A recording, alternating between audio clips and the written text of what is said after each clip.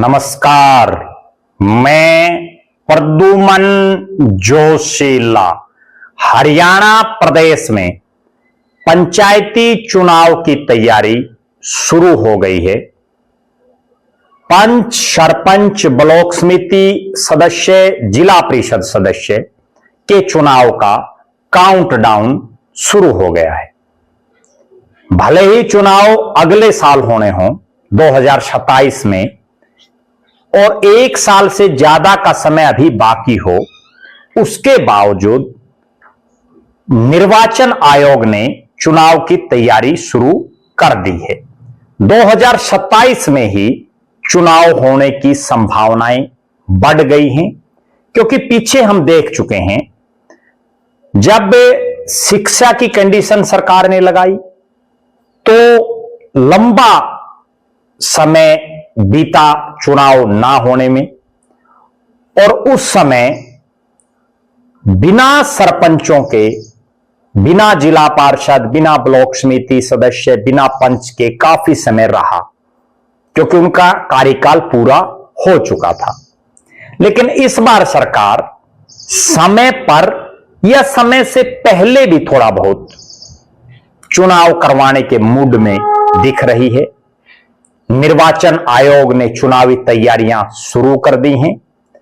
अगले साल जो चुनाव होने हैं उसको लेकर के निर्वाचन आयोग ने एक पत्र जारी करके सभी जिला उपायुक्तों से जिले में सही अवस्था में उपलब्ध छोटी बड़ी मतपेटियों की संख्या की जानकारी मांगी है, जो बहुत महत्वपूर्ण है।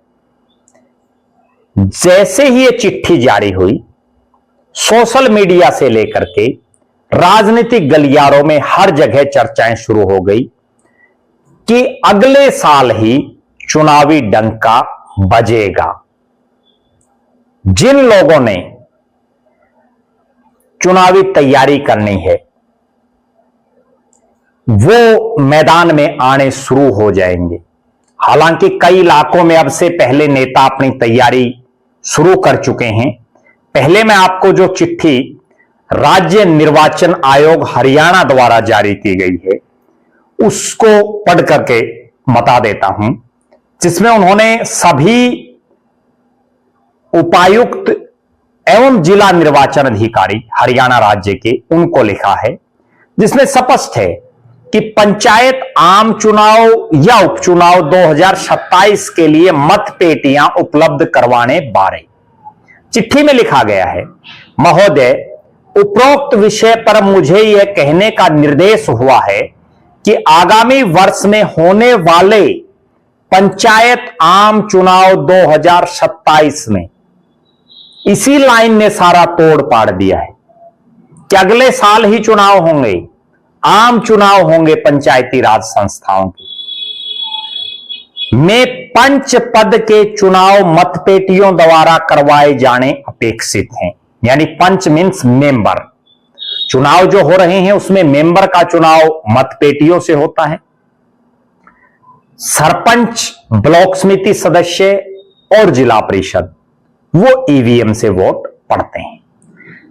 जिसमें लिखा है, अतः आपसे अनुरोध है कि आप अपने जिले में संभावित पोलिंग बूथों की सूचना 2022 के आम चुनाव के पोलिंग बूथों की संख्या के आधार पर उसमें 10% जोड़कर सहित मतपेटियों की संख्या बारे आयोग को तत्काल अवगत करवाएं तथा आपके जिले के खंड स्तर पर मतपेटियों की संख्या बड़ी एवं छोटी की वास्तविक सूचना निम्नलिखित प्रोफॉर्मा में भरकर राज्य निर्वाचन आयोग को वापसी ईमेल के माध्यम से भेजें, ताकि आवश्यकता अनुसार समय पर मतपेटियां आपके जिले में उपलब्ध करवाई जा सके।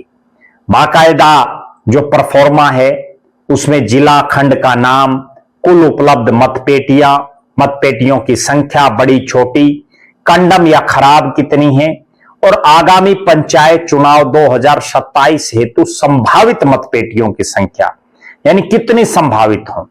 और यह सहायक राज्य निर्वाचन आयोग हरियाणा के द्वारा ये चिट्ठी जारी की गई है।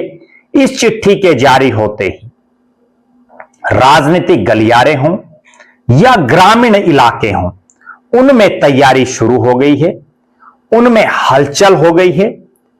अलग अलग इलाकों में सरपंच, ब्लॉक समिति सदस्य, जिला परिषद का चुनाव लड़ने की तैयारी करने वाले लोग जो इंतजार में थे कि सरकार समय पर चुनाव करवाएगी, सरकार ढील ढाल बरतेगी चुनाव करवाने में, या समय से पहले भी सरकार चुनाव करवाएगी, इस असमंजस में जो लोग थे उनकी असमंजस इस चिट्ठी ने दूर कर दी है। इस चिट्ठी ने बिल्कुल स्पष्ट कर दिया है कि हरियाणा प्रदेश में 2027 में पंचायती राज संस्थाओं के चुनाव होंगे, जिनका काउंटडाउन शुरू हो गया है।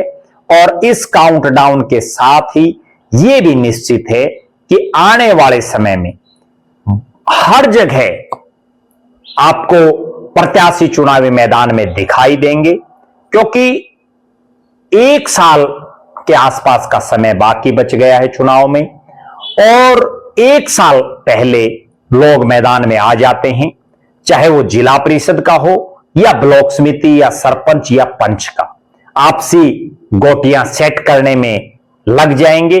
और जैसा हरियाणा प्रदेश में महिलाओं को भी आरक्षण है, एससी रिजर्व सीटें भी हैं, बैकवर्ड क्लास को भी आरक्षण है, उस लिहाज से अभी बड़ी भारी तादाद में हरियाणा वासी इस चुनाव में भारी दिलचस्पी अब से ही शुरू हो जाएगी।